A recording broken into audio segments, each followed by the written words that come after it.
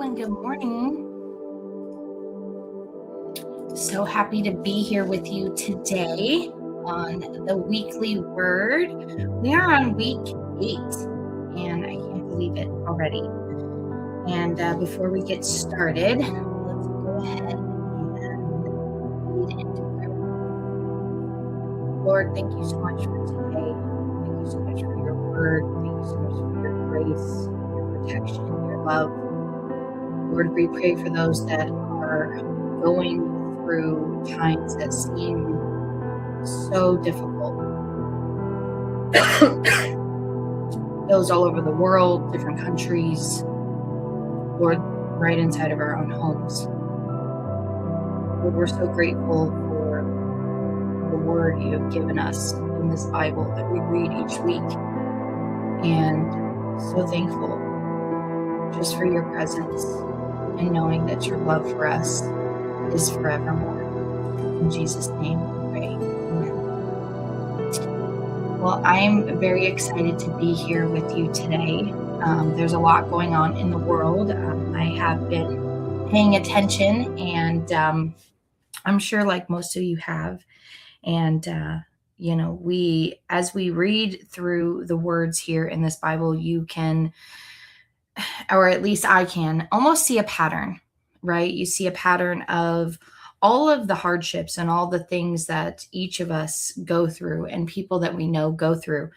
And last week we started in Exodus, and it is the exit out of Egypt for all the Israelites, and how Moses and then his brother Aaron have helped them, with God's guidance. And we didn't finish completely, so we're going to be starting in chapter 15 inside of Exodus. And this here in 15 is the song of deliverance. And this here is really a song. And, there's a lot to say about song, and there's a lot to say about poems. There's a lot to say about hymns when it comes to the Bible. And it's really an act of worship. So this song of deliverance, I'm not going to go through the whole thing, but it says, then Moses and the people of Israel sang this song to the Lord. And I can only imagine, what this sounded like all together. And of course, we're reading this in our first language, which is English. But of course, we all know this wasn't in English back then. So the first few verses of this is, I will sing to the Lord, for he has triumphed gloriously. He has hurled both horse and rider into the sea.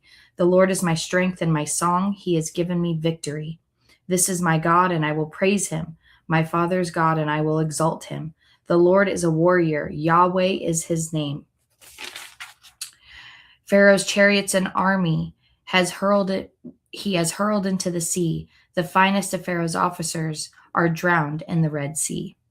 And if you kind of notice a pattern, it really flows together on how this song is being sung.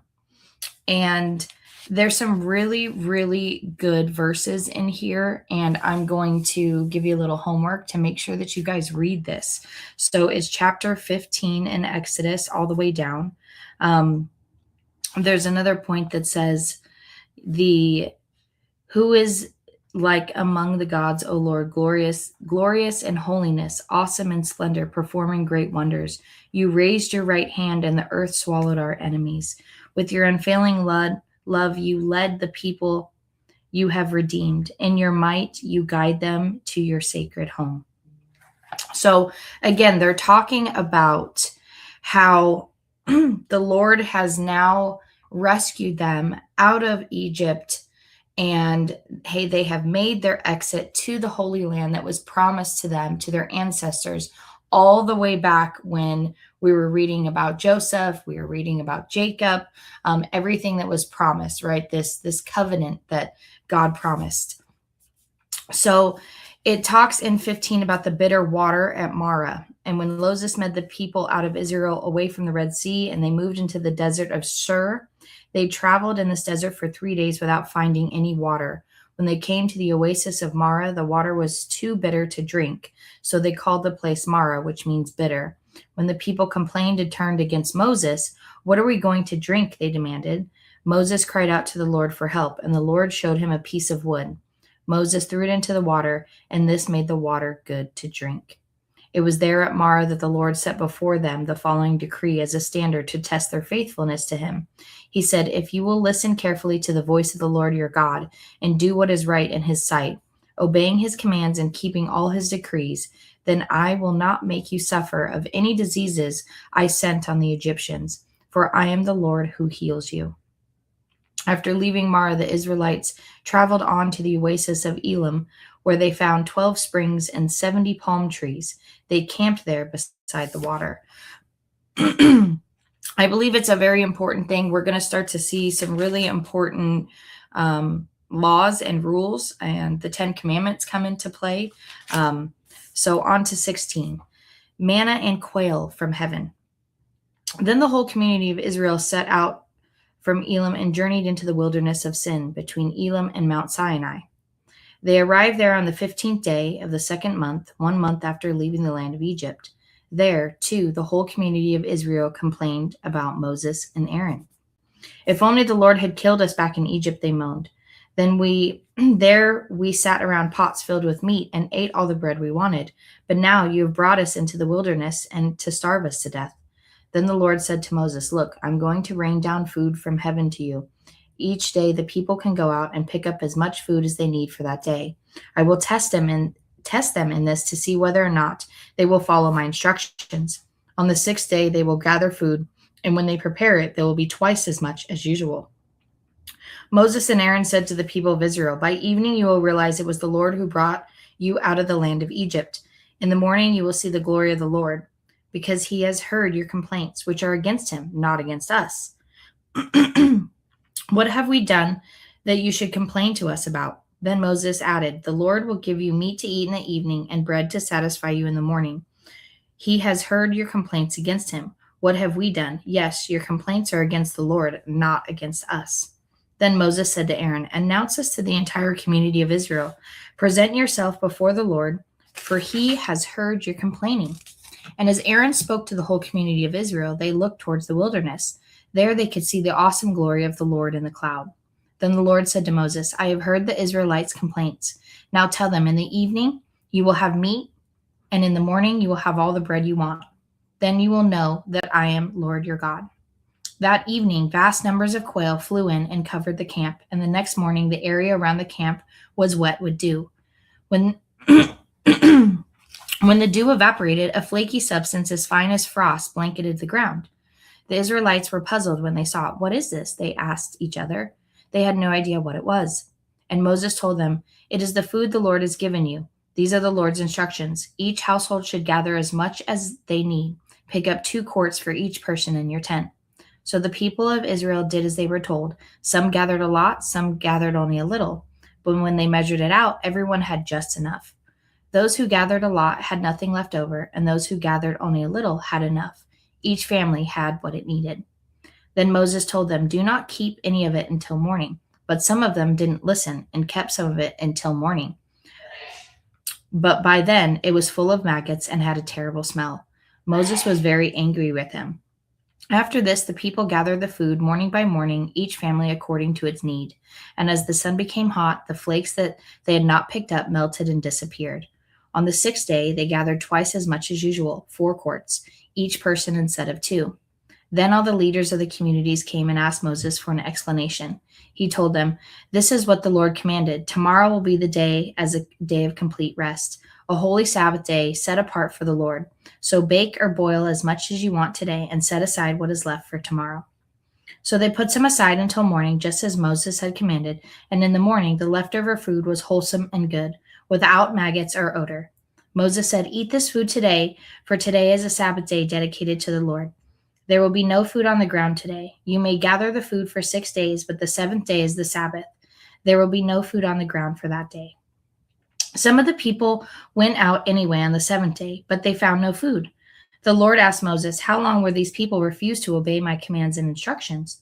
They must realize that the Sabbath is the Lord's gift to you. This is why he gives you a 2-day supply on the 6th day, so there will be enough for 2 days. On the Sabbath day, you must each stay in their place. Do not go to pick out food on the 7th day. So the people did not gather any food on the 7th day. The Israelites called the food manna. It was like white coriander seed, and it tasted like honey wafers. Then Moses said, "This is what the Lord has commanded. Fill a 2-quart container with manna to preserve it for your descendants. Then later generations will be able to see the food I give you in the wilderness when I set you free from Egypt." Moses said to Aaron, "Get a jar and fill it with 2 quarts of manna, then put it in a sacred place before the Lord to preserve it for all future generations." Aaron did just as the Lord had commanded Moses. He eventually placed it in the Ark of the Covenant, in front of the stone tablets inscribed in the terms of the covenant. So the people of Israel ate manna for 40 years until they arrived at the land where they would settle. They ate manna until they came to the border of the land of Canaan. The container used to measure the manna was an omer, which was 1/10 of an ephah. It held about 2 quarts. I find it really interesting that as we're in here and we're reading, you can see there's a lot of repetition. There's a lot of repeating, because God truly wants you to understand how important this is and the lessons that are in here. And it's when I read the Bible, and I believe that I've said this before, I relate this to life now. People, we think about it and we think about, and this might be completely off and you may have a different opinion, and I totally get that. People always have doubt. There's always a doubt. There's always a question. Someone's always complaining, and it's not out of the ordinary. I mean, this is going back thousands and thousands of years. They consistently question. They're not sure. They complain. They whine. There's always something. They're not trustworthy. And I just find it really interesting that even all these thousands of years ago, when this was actually happening, you see that today too. And obviously a much larger scale. But it's there. People always have this tendency of like, I'm not really sure. I'm not really sure about that. And I find it interesting, and it almost brings me a wisdom of understanding that, okay, I'm not crazy. This, and I'm not to say that I don't complain at times, because there are times that I do. It's interesting that, humans in general, it has this same kind of flow that's happening. You have one that's telling you like, okay, this is what you're supposed to do. And people aren't listening. They're like, yeah, okay, sure. 17, water from the rock. At the Lord's command, the whole community of Israel left the wilderness of Sin and moved from place to place. Eventually, they camped at Rephidim, but there was no water there for the people to drink. So once more, the people complained against Moses. "Give us water to drink," they demanded. "Quiet," Moses replied. "Why are you complaining against me? And why are you testing the Lord?" But tormented by thirst, they continued to argue. "Why did you bring us out of Egypt? Are you trying to kill us, our children, and our livestock with thirst?" Then Moses cried out to the Lord, "What should I do with these people? They are ready to stone me." The Lord said to Moses, "Walk out in front of the people, take your staff, the one that you used when you struck the water of the Nile, and call some of the elders of Israel to join you. I will stand before you on the rock of the Mount Sinai. Strike the rock, and water will come gushing out. Then the people will be able to drink." So Moses struck the rock as he was told, and water gushed out as the elders looked on. Moses named the place Masai, which means test, and Meribah, which means arguing, because the people of Israel argued with Moses and tested the Lord by saying, "Is the Lord here with us or not?" See what I mean? Like, they're just, and I mean, I can only imagine you don't have the accessibility of going to a grocery store and the type of food that they were eating then. I can't imagine there was fresh fruit and, accessibility to water. But they're just constantly complaining, and they're complaining to a man, and they're not trusting in the faith of the Lord who is providing. And so the Lord is working through Moses to provide these things. And if it was me back then, I mean, that's a miracle. Someone can strike a rock and water comes gushing out. I mean, it's not something that is fairly seen like that. And it's really interesting to see so much complaining going on. And I find it really, really interesting. So Israel defeats the Amalekites, sorry. While the people of Israel were at the Rephidim and the warriors of Amalek attacked them, Moses commanded to Joshua, "Choose men to go out and fight the army of Amalek for us. Tomorrow I will stand at the top of the hill holding the staff of God in my hand." So Joshua did what Moses had commanded and fought the army of Amalek. Meanwhile, Moses, Aaron, and Hur climbed up at the top of the nearby hill. As long as Moses held up the staff in his hand, the Israelites had the advantage. But whenever he dropped his hand, the Amalekites gained the advantage. Moses' arms soon became so tired he could no longer hold them up. So Aaron and Hur found a stone for him to sit on. Then they stood on each side of Moses, holding up his hands. So his hands held steady until sunset. As a result, Joshua overwhelmed the army of Amalek in battle. After the victory, the Lord instructed Moses, "Write this down on the scroll as a permanent reminder and read it out loud to Joshua. I will erase the memory of Amalek from under heaven." Moses built an altar there and named it Yahweh Nisi, which means the Lord is my banner. He said, "They have raised their fist against the Lord's throne, so now the Lord will be at war with Amalek generation after generation." So a little insert of what's going on as they're traveling. Jethro's visit to Moses. Moses' father-in-law, Jethro, the priest of Midian, heard about everything God had done for Moses and his people, the Israelites. He heard especially about how the Lord had rescued them from Egypt. Earlier, Moses had sent his wife, Zipporah, and his 2 sons back to Jethro, who had taken them in.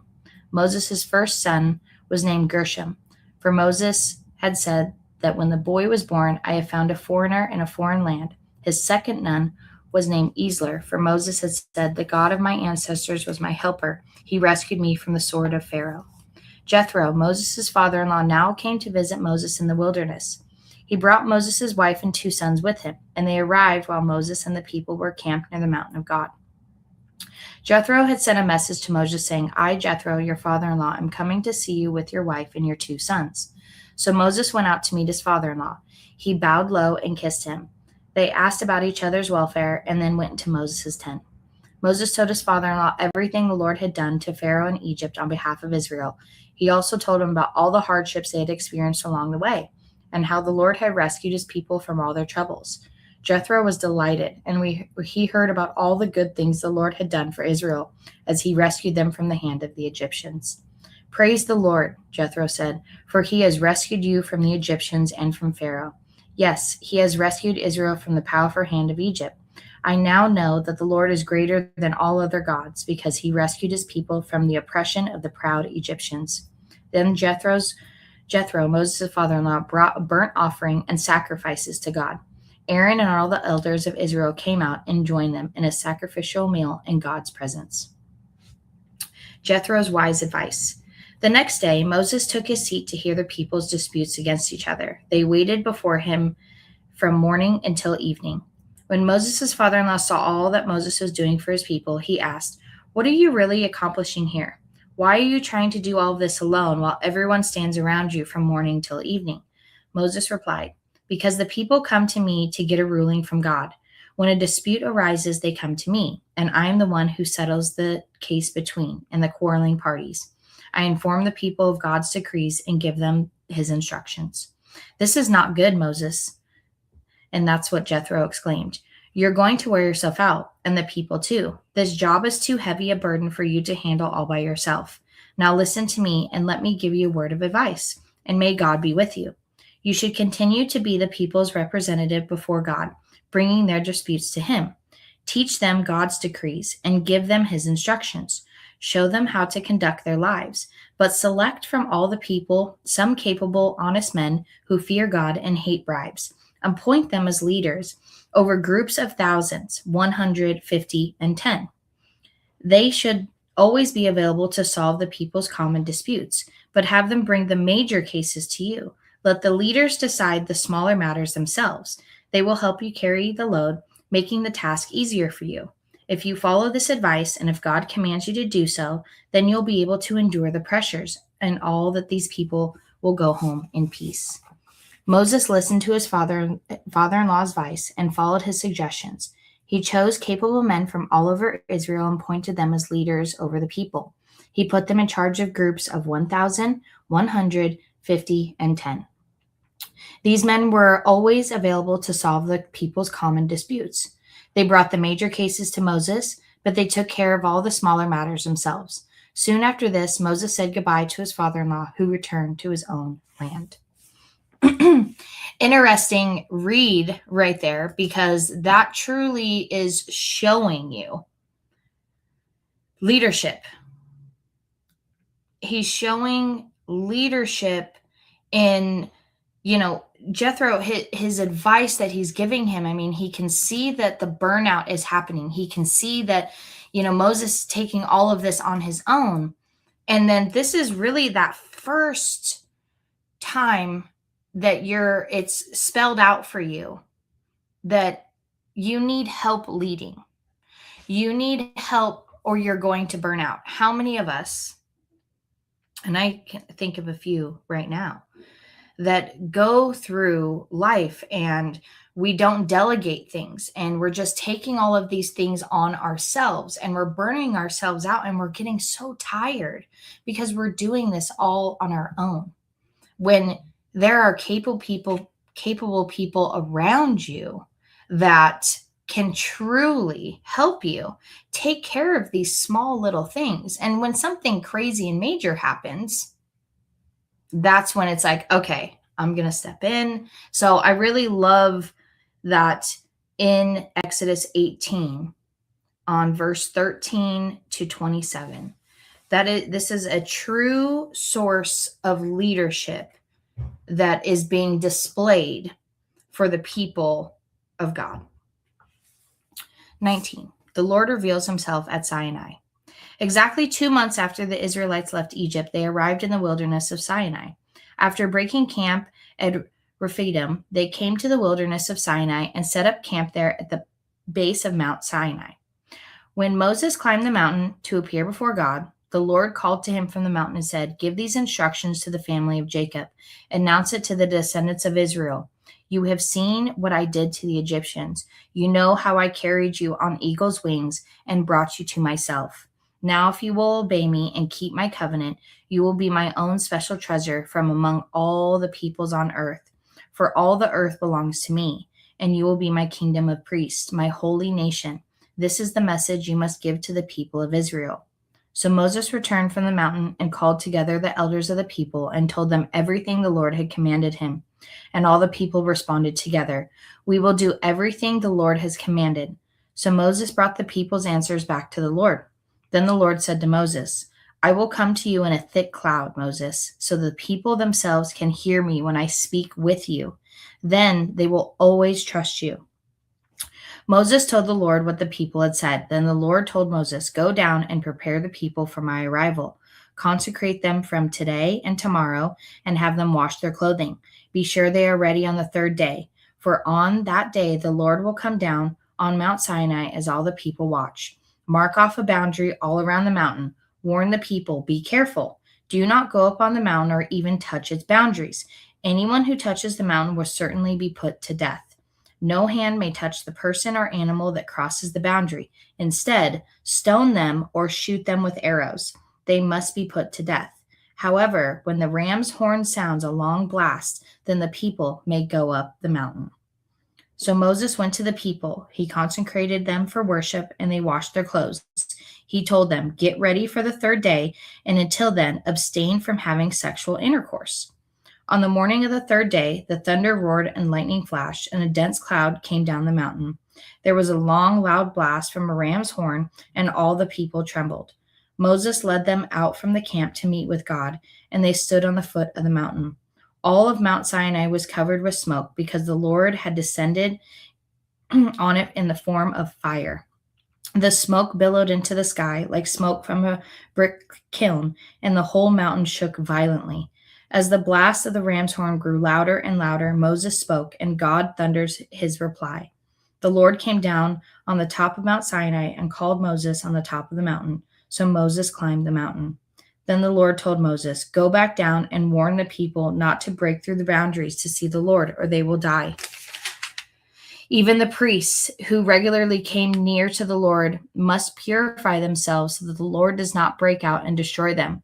"But Lord," Moses protested, "the people cannot come up to the Mount Sinai. You already warned us. You told me, mark off a boundary all around the mountain to set it apart as holy." But the Lord said, "Go down and bring Aaron back up with you.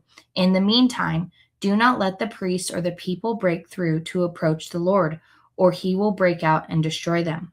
So Moses went down to the people and told them what the Lord said. This is probably one of my favorite parts. The 10 Commandments for the covenant of the community. Then God gave the people all of these instructions. "I am the Lord your God who rescued you from the land of Egypt, the place of your slavery. You must not have any other God but me. You must not make for yourself an idol of any kind or an image of anything in the heavens or on the earth or in the sea. You must not bow down to them or worship them, for I, the Lord your God, am a jealous God who will not tolerate your affection for any other gods. I lay the sins of the parents upon their children. The entire family is affected, even children in the third and fourth generations of those who reject me. But I lavish unfailing love for 1,000 generations on those who love me and obey my commands. You must not misuse the name of the Lord your God. The Lord will not let you go unpunished if you misuse his name. Remember to observe the Sabbath day by keeping it holy. You have 6 days each week of your ordinary work, but the seventh day is a Sabbath day of rest dedicated to the Lord your God. On that day, no one in your household may do any work. This includes you, your sons and daughters, your male and female servants, your livestock, any foreigners that are living among you. For in 6 days the Lord made the heavens and the earth and the sea and everything in them, but on the seventh day he rested. That is why the Lord blessed the Sabbath day and set it apart as holy. Honor your father and mother. Then you will live a long, full life in the land of Lord your God is giving you. You must not murder. You must not commit adultery. You must not steal. You must not testify falsely against your neighbor. You must not convey your neighbor's house. You must not convey your neighbor's wife, male or female servant, ox or donkey, or anything else that belongs to your neighbor. When the people heard the thunder and the loud blast of the ram's horn, and when they saw the flashes of lightning and the smoke billowing from the mountain, they stood at a distance, trembling with fear. And they said to Moses, "You speak to us and we will listen, but don't let God speak directly to us or we will die." "Don't be afraid," Moses said to them, "for God has come in this way to test you, and so that your fear of him will keep you from sinning." And as the people stood in the distance, Moses approached the dark cloud where God was. The Lord said to Moses, "Say this to the people of Israel. You saw for yourselves that I spoke to you from heaven. Remember, you must not make any idols of silver or gold to rival me. Build me an altar made of earth and offer your sacrifices to me, your burnt offerings and peace offerings, your sheep and your goats and your cattle. Build my altar wherever I cause my name to be remembered, and I will come to you and bless you. If you use stones to build my altar, use only natural uncut stones. Do not shape the stones with a tool, for that would make that altar unfit for holy use. And do not approach my altar by going up steps. If you do, someone may look up under your clothing and see your nakedness."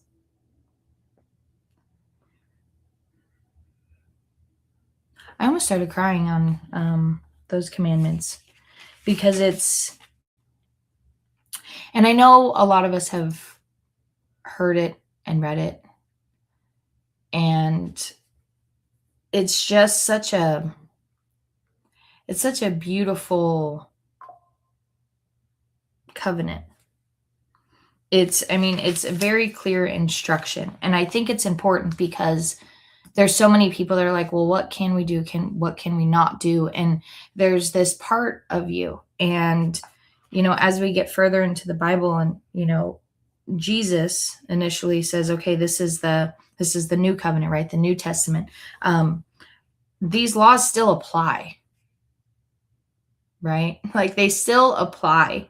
And I truly think, the people are like, oh, we're afraid. Like it's having that fear of the Lord that, he is in control ultimately.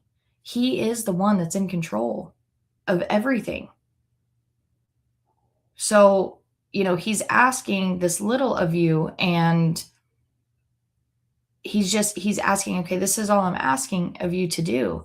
And you can live this full life. And I think sometimes it's hard for us to understand that.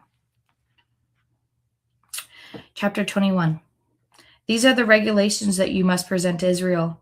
If you buy a Hebrew slave, he must serve no more than 6 years. Set him free in the seventh, and he will owe you nothing for his freedom. If he was single when he came to be your slave, he shall leave single. But if he was married before he became a slave, then his wife must be freed with him. If his master gave him a wife while he was a slave and they had sons or daughters, then only the man will be free in the 7th year, but his wife and children will still belong to his master. But the slave may declare, I love my master, my wife, and my children. I don't want to go free. If he does this, his master must present him before God.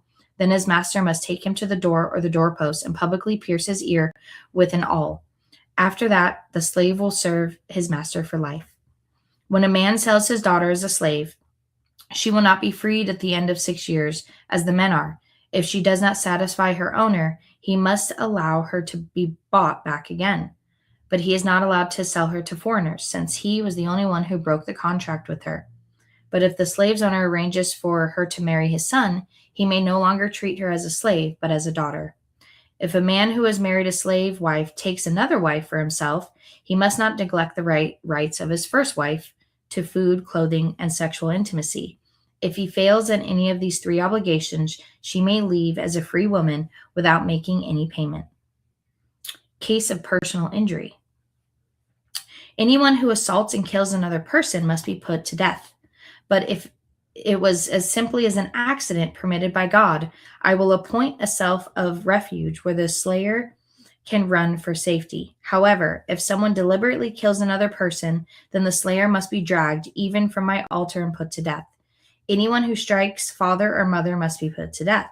Kidnappers must be put to death, whether they are caught in possession of their victims or have already sold them as slaves. Anyone who dishonors a father or mother must be put to death.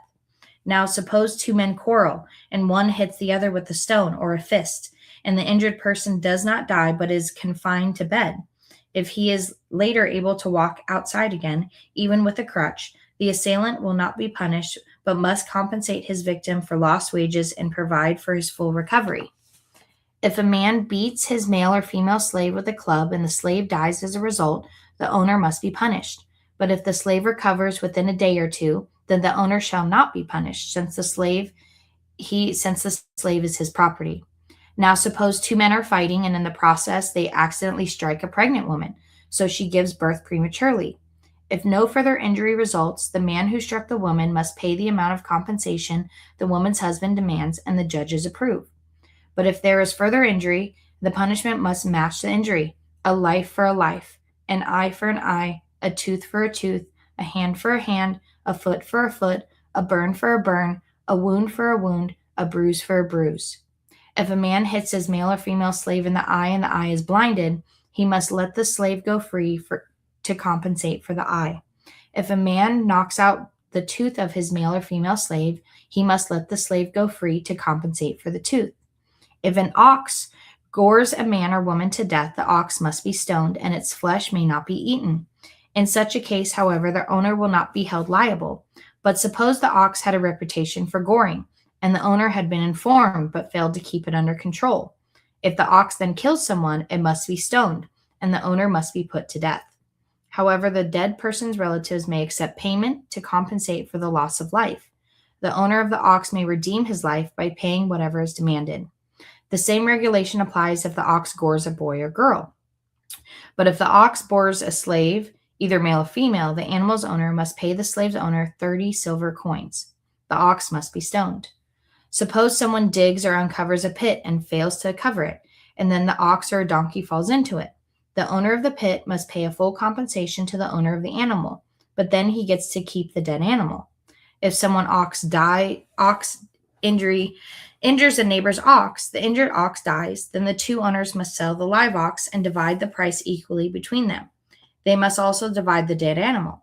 But if the ox had a reputation for goring, yet its owner failed to keep it under control, he must pay full compensation, a live ox for the dead one, but he may keep the dead. That's pretty crazy, right? I mean, we've all heard the saying, an eye for an eye, and, but I mean, it literally says it. Like, if there's further injury, a punishment must match the injury, a life for a life, eye for an eye. Like, this is the true definition of the law. I mean, this is personal injury. And I think it's important to remember not to take it out of context. Don't try to add things to it. Don't try to say, oh, well, it says this. Like, I think it's super important. And it might sound really confusing as I'm reading it because I'm going through it and I'm reading it. But I want you to understand, like, if you need a minute to just read like a certain portion of it and truly understand that, I encourage you to do that so that you can truly understand what it is. So, I mean, this is the case of personal injury. So if this happens, this happens. If this happens, this is the consequence for it. Protection of property. If someone steals an ox, a sheep, and then kills or sells it, the thief must pay back 5 oxen for each oxen stolen and 4 sheep for its sheep stolen. If a thief is caught in the act of breaking into a house and is struck and killed in the process, the person who killed the thief is not guilty of murder.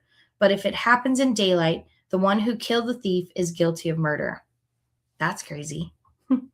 A thief who is caught must pay in full for everything he stole. If he cannot pay, he must be sold as a slave to pay for his theft. If someone steals an ox or a donkey or a sheep and it is found in the thief's possession, then the thief must pay double the value of the stolen animal. If an animal is grazing in a field or a vineyard and the owner lets it stray into someone else's field to graze, then the animal's owner must pay compensation from the best of its own grains or grapes. If you are burning thorn bushes and the fire gets out of control and spreads into another person's field, destroying the sheaves or the uncut grain or the whole crop, the one who started the fire must pay for the lost crop. Suppose someone leaves money or goods with the neighbor for safekeeping, and they are stolen from the neighbor's house. If the thief is caught, the compensation is double the value of what was stolen. But if a thief is not caught, the neighbor must appear before God, who will then determine if he stole the property. Suppose there's a dispute between 2 people who claim to own a particular ox, donkey, sheep, article of clothing, or any lost property. Both parties must come before God, and the person whom God declares guilty must pay double compensation to the other. Now, suppose someone leaves a donkey, ox, sheep, or any other animal with the neighbor for safekeeping, but it dies or it's injured or taken away, and no one sees what happened. The neighbor must then take an oath in the presence of the Lord. If the Lord confirms the neighbor did not steal the property, the owner must accept the verdict and no payment will be required. But if an animal was indeed stolen, the guilty person must pay compensation to the owner. If it was torn to pieces by a wild animal, the remains of the carcass must be shown as evidence, and no compensation will be required. If someone borrows an animal from a neighbor and it is injured or dies when the owner is absent, the person who borrowed it must pay full compensation. But if an owner was present, no compensation is required. And no compensation is required if the animal was rented, for this loss is covered by the rental fee. Sorry, I find this really interesting because it's like a contract, right? And it's like, Well, if this happens, and God is the judge and jury. And he's like, okay, well, if this happens, then this happens. But if this happens, this happens. Social responsibility. If a man seduces a virgin who is not engaged to anyone and has sex with her, he must pay the customary bride price and marry her. But if her father refuses to let him marry her, the man still must pay him an amount equal to the bride price of a virgin. You must not allow a sorceress to live. Anyone who has sexual relations with an animal must certainly be put to death. Anyone who sacrifices to any god other than the Lord must be destroyed. You must not mistreat or oppress foreigners in any way. Remember, you yourselves were once foreigners in the land of Egypt. You must not exploit a widow or an orphan. If you exploit them in any way and then cry out to me, then I will certainly hear their cry. My anger will blaze against you, and I will kill you with the sword. Then your wives will be widows and your children fatherless. If you lend money to any of the people who are in need, and do not charge interest as a money lender would. If you take your neighbor's cloak as security for a loan, you must return it before sunset. This coat may be the only blanket your neighbor has. How can a person sleep without it? If you do not return it and your neighbor cries out for help, then I will hear, for I am merciful. You must not dishonor God or curse any of your rulers. You must not hold anything back when you give me offerings from your crops and your wine. You must give me your firstborn sons. You must also give me the firstborn of your cattle, sheep, and goats, but leave the newborn animal with its mother for 7 days, then give it to me on the 8th. You must be my holy people, therefore do not eat any animal that has been torn up and killed by wild animals. Throw it to the dogs. You must not pass along false rumors. You must not cooperate with evil people by lying on the witness stand. You must not follow the crowd in doing wrong. When you are called to testify in a dispute, do not be swayed by the crowd to twist justice. And do not slate your testimony in favor of a person just because that person is poor. If you come upon your enemy's ox or donkey that was strayed away, take it back to its owner. If you see that the donkey of someone who hates you has collapsed under its load, do not walk by. Instead, stop and help. In a lawsuit, you must not deny justice to the poor. Be sure to never charge anyone falsely with evil. Never sentence an innocent or blameless person to death, for I never declare a guilty person to be innocent. Take no bribes, for a bribe makes you ignore something that you clearly see. A bribe makes even a righteous person twist the truth. You must not oppress foreigners. You know what it is like to be a foreigner, for yourselves were once foreigners in the land of Egypt. Plant and harvest your crops for 6 years, but let the land be renewed and lie uncultivated during the 7th. Then let the poor among you harvest whatever grows on its own. Leave the rest for wild animals to eat. The same applies to your vineyards and olive groves. You have 6 days each week for your ordinary work, but on the 7th you must stop working. This gives your ox and your donkey a chance to rest. It also allows your slaves and the foreigners living among you to be refreshed. Pay close attention to all of my instructions. You must not call on the name of any other gods. Do not even repeat their names. 3 annual festivals. Each year you must celebrate 3 festivals in my honor. First, celebrate the festival of unleavened bread. For 7 days the bread you eat will be made without yeast, just as I commanded you. Celebrate this festival annually at the appointed time in early spring, in the month of Abib. For this is the anniversary of the departure from Egypt. No one may appear before me without an offering. Second, celebrate the festival of harvest, when you bring me your first crops or your harvest. Finally, celebrate the festival of the final harvest, at the end of the harvest season, when you have harvested all the crops from your fields. At these 3 times a year, each man in Israel may appear before the sovereign Lord. You must not offer the blood of my sacrificial offerings together with any baked goods containing yeast, and do not leave the fat from the festival offerings until the next morning. As you harvest your crops, bring the best of the first to the house of the Lord your God. You must not cook a young goat in its mother's milk. A promise in the Lord's presence. See, I am sending you an angel before you to protect you on your journey and lead you safely to the place I have prepared for you. Pay close attention to him and obey his instructions. Do not rebel against him, for he is my representative, and he will not forgive your rebellion. But if you are careful to obey him, following all my instructions, then I will be an enemy to your enemies, and I will oppose those who oppose you. For my angel will go before you and bring you into the land of the Amorites, Hittites, Perizzites, Canaanites, Hivites, and Jebusites. So you may live there, and I will destroy them completely. You must not worship the God of these nations or serve them in any or imitate their evil practices. Instead, you must utterly destroy them and smash their sacred pillars. You must serve only the Lord your God. If you do, I will bless you with food and water. I will protect you from illness. There will be no miscarriages or infertility in your land, and I will give you long, full lives. I will send my terror ahead of you and create panic among all the people whose land you invade. I will make your enemies turn and run. I will send terror ahead of you to drive out the Hivites, Canaanites, and Hittites.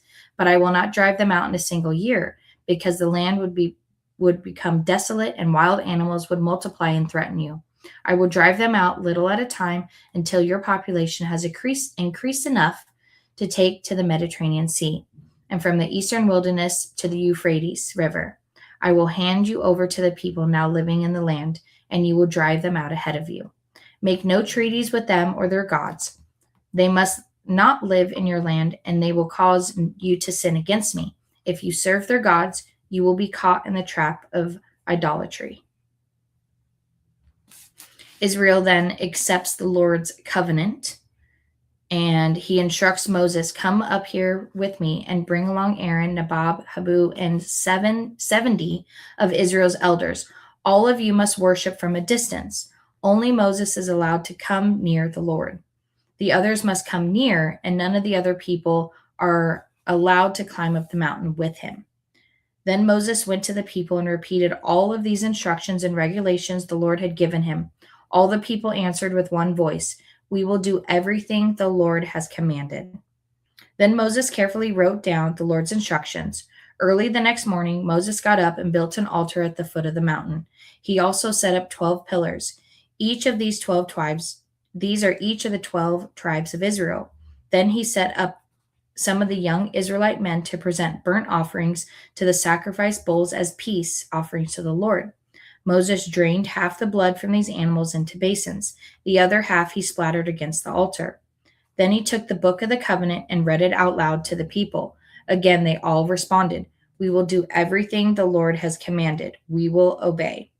When Moses took the blood from the basin and splattered it over the people, declaring, look, this blood confirms the covenant of the Lord that has made with you in giving you these instructions. Then Moses, Aaron, Nadab, Abihu, and the 70 elders of Israel climbed up the mountain. There they saw the God of Israel. Under his feet there seemed to be a surface of brilliant blue lapis lazuli, as clear as the sky itself. And there these nobles of Israel gazed upon God. He did not destroy them. In fact, they ate a covenant meal, eating and drinking in his presence. When the Lord said to Moses, come up to me on the mountain, stay there, and I will give you the tablets of stone on which I have inscribed the instructions and commands so you can teach the people. So Moses and his assistant Joshua set out, and Moses climbed up the mountain of God. Moses told the elders, stay here and wait for us until we come back. Aaron and Hur are here with you. If anyone has a dispute while I'm gone, consult with them. Then Moses climbed up the mountain, and the cloud covered it, and the glory of God settled down on Mount Sinai, and the cloud covered it for 6 days. On the 7th day, the Lord called to Moses from inside the cloud. To the Israelites at the foot of the mountain, the glory of God appeared at the summit like a consuming fire. Then Moses disappeared into the cloud as he climbed higher up the mountain. He remained on the mountain 40 days and 40 nights. So everything we just covered is the instruction, is the true instruction of what it is that God is wanting his people to do. And it's important that we cover it. Now, in this next part, I'm going to go to verse 26 and we'll end it there for the day. But this is really about the tabernacle, right? The instructions. And these are very detailed instructions. And again, as we're reading this, it can seem like it's a lot, right? It's a lot to understand, it's a lot to comprehend. But I encourage you to go back, and if you have to read a section multiple times to truly understand what God is doing, He's laying this foundation. He's laying this foundation of His people. He's showing them these miracles. He's showing them how powerful He is, how good He is, how just He is. And He's giving them clear instructions through Moses. And this is really the first time we're seeing this. I mean, in the very beginning, you have Adam and Eve, and then we waited all these years to have Noah, and then all those years we waited to have Joseph, and then now we have Moses. And I think, I keep thinking about Moses, and it's, Moses, he did murder somebody. And you really have to remember how he's using Moses. Moses had kind of a stutter, and he was unsure, and he didn't think he was qualified, and all of these things. But he's laying this foundation because he knows that Moses truly believes. And he's like, okay, I may not truly understand what we're doing, but I'm doing it. And it may seem scary, but I'm doing it. So these are the offerings for the tabernacle. The Lord said to Moses, "Tell the people of Israel to bring me their sacred offerings, accept the contributions from all whose hearts are moved to offer them.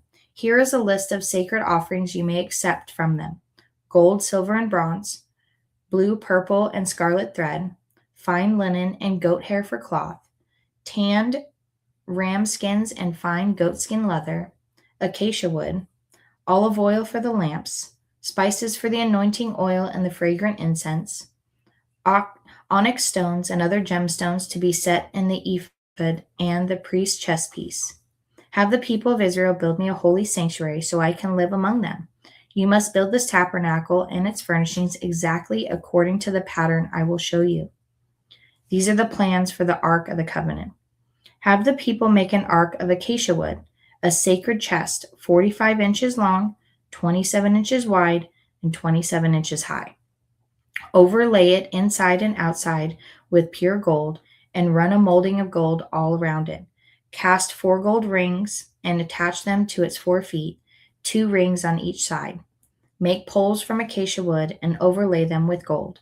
Insert the poles into the rings on the side of the ark to carry. These carrying poles must stay inside the rings. Never remove them. When the ark is finished, place it inside the stone tablets inscribed with the terms of the covenant, which I will give you. Then make the ark's cover, a place of atonement, from pure gold. It must be 45 inches long and 27 inches wide. Then make 2 cherubs from hammered gold and place them on the 2 ends of the atonement cover.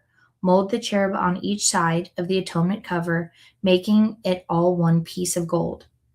The cherub will then face each other and look down on the atonement cover. With their wings spread above it, they will protect it. Place inside the ark stone tablets inscribed with the terms of the covenant, which I will give you. Then put the atonement cover on the top of the ark. I will meet with you there and talk to you from above about the atonement cover between the gold cherub and the hover above the ark of the covenant. From there, I will give you my commands for the people of Israel. Plans for the table. Then make a table of acacia wood, 36 inches long, 18 inches wide, and 27 inches high. Overlay it with pure gold and run gold molding along the edge. Decorate it with 3-inch border all around and run a gold molding along the border. Make 4 gold rings for the table and attach them at the 4 corners next to the 4 legs. Attach the rings near the border to hold the poles they are used to carry the table. Make these poles from acacia wood and overlay them with gold. Make special containers of pure gold for the table, bowls, ladles, pitchers, and jars, to be used in the pouring out of liquid offerings. Place the bread of the presence on the table to remain before me at all times. Plans for the lampstand. Make a lampstand of pure hammered gold. Make the entire lampstand and its decorations of one piece: the base, center stem, lamp cuts, buds, and petals. Make it with 6 branches going out from the center stem, 3 on each side. Each of the 6 branches will have 3 lamp cups shaped like almond blossoms, complete with buds and petals. Craft the center stem of the lampstand with 4 lamp cups shaped like almond blossoms, complete with the buds and petals.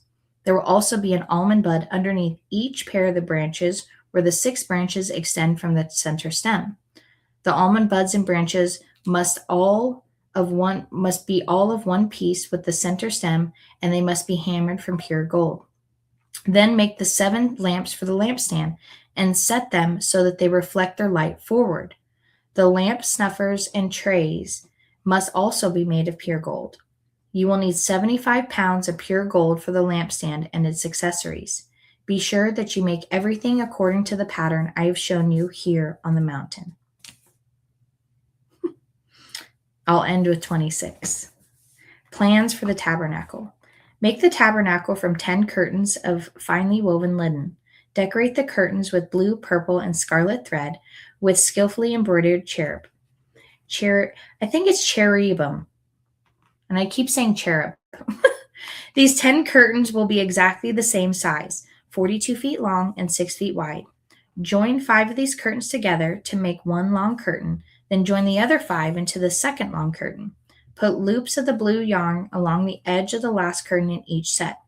The 50 loops along the edge of the curtain are to match the 50 loops along the edge of the other curtain. Then make 50 gold clasps and fashion the long curtains together with the clasps. In this way, the tabernacle will be made of one continuous piece. Make 11 curtains of the goat hair cloth to serve as the tent covering for the tabernacle. These 11 curtains must be exactly the same size, 45 feet long and 6 feet wide. Join 5 of these curtains together to make one long curtain, and join the other 6 into a second long curtain. Allow 3 feet of material from the second to hang over the front of the sacred tent. Make 50 loops for one edge of each long curtain, then make 50 bronze clasps, and fasten the loops of the long curtains with the clasps. In this way, the tent covering will be made of one continuous piece. The remaining 3 feet of this tent covering will be left to hang over the back of the tabernacle, allowing 18 inches of remaining material to hang down on each side so the tabernacle is completely covered. Complete the tent covering with a protective layer of tanned ram skins and layer of fine goatskin leather. For the framework of the tabernacle, construct frames of acacia wood. Each frame must be 15 feet high, 27 inches wide, with 2 pegs under each frame. Make all the frames identical. Make 20 of these frames to support the curtains on the south side of the tabernacle. Also, make 40 silver bases, 2 bases under each frame, with the pegs fitting securely into the bases. For the north side of the tabernacle, make another 20 frames, with their 40 silver bases, 2 bases under each frame. Make 6 frames for the rear and of the west side, along with 2 additional frames to reinforce the rear corners of the tabernacle. These corner frames will be matched at the bottom and firmly attached at the top with a single ring, forming a single corner unit. Make both of these corner units the same way. So there'll be 8 frames at the rear of the tabernacle, set in 16 silver bases, 2 bases under each frame. Make crossbars of acacia wood to link the frames. Sorry about my dog. 5 crossbars for the north side of the tabernacle and 5 for the south side. Also make 5 for the rear, which will face west. The middle crossbar attached halfway up the frames will run all the way, making one end of the tabernacle and the other. Overlay the frames with gold and make gold rings to hold the crossbars. Overlay the crossbars with the gold as well. Set up the tabernacle according to the pattern you were shown on the mountain. For the inside of the tabernacle, make a special curtain of finely woven linen. Decorate it with blue, purple, and scarlet thread with skillfully embroidered cherubim. Hang this curtain on gold hooks attached to the posts of the acacia wood. Overlay the posts with gold and set them in 4 silver bases. Hang the inner curtain from the clasp and put the Ark of the Covenant in the room behind it. This curtain will separate the holy place from the most holy place. Then put the Ark's cover, the place of atonement, on top of the Ark of the Covenant inside of the most holy place. Place the table outside the inner curtain on the north side of the tabernacle and place the lampstand across the room on the south side. Make another curtain for the entrance to the sacred tent. Make it of finely woven linen and embroider it with exquisite designs using blue, purple, and scarlet thread. Craft 5 posts from acacia wood, overlay them with gold, and hang the curtain from them with gold hooks. Cast 5 bronze bases for the posts.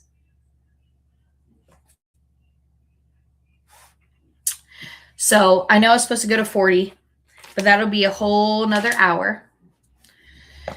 And there's a lot to be said of these instructions. There's a lot to do with order, sizing, being exact. And it's not that order is religion, right? Order is intimacy. It protects this foundation that God is setting among his people. He has set them free, and now this is how he wants things to work, right? So when there's no order in life, distraction replaces this devotion that we have. Chaos replaces connection. Busyness replaces presence.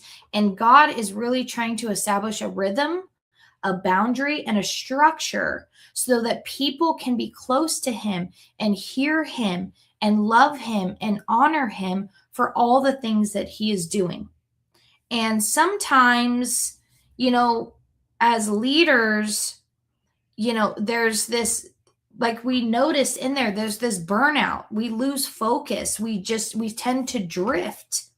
And so I truly feel that in this story, as we're going through it, he's really establishing this order and this foundation for people and for leaders. And he's telling them, like, these are the pure instructions, right? Like, it needs to be like this, and it needs to be of this wood, it needs to be of this thread, it needs to be of this linen, it needs to be of this skin, it needs to be of this size, and it has to be wrapped in gold, and it has to be it has to be this certain way. And it's very, if I was like an engineer of some kind, I would truly love to have somebody like map this out exactly of what, he's talking about the east side, the west side, the north side, the south side. This is how it's to be covered. You have the most holy place, then you have the holy place.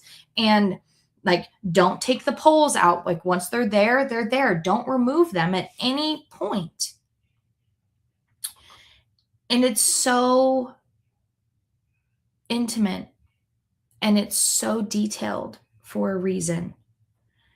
And I know a lot of times people may say, oh, when you're reading in certain parts of the Bible, like some of it is just but it's important to understand he's giving clear instructions, exact to the T. I mean, there is not a T or an I that is not crossed or dotted. This is the instruction. So I encourage you to go back over this week. I encourage you to go over the song that we started with in 15. This is really exciting to see as we're moving into this foundation of God and all the things that have happened from the very beginning into now, and all of this that is to come. We are in week 8, and I'm excited for week 9.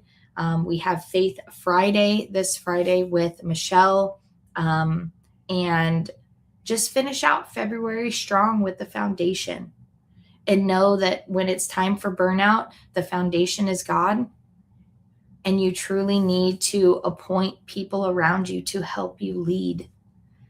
And I think that's one of the biggest nuggets for this week, is that there's a foundation, there's clear instruction, but also the wisdom to know that you're not doing all of this alone. And you're not going crazy when people complain all the time, because it happened thousands of years ago. So I hope you have a beautiful week. Thank you so much for being here with me. I'm about 4 minutes over, but it's always an honor to be here with you and to read this word and to see things just jump out of the pages and relate to what we are each going through in our daily lives. So thank you so much, and have a beautiful, blessed week.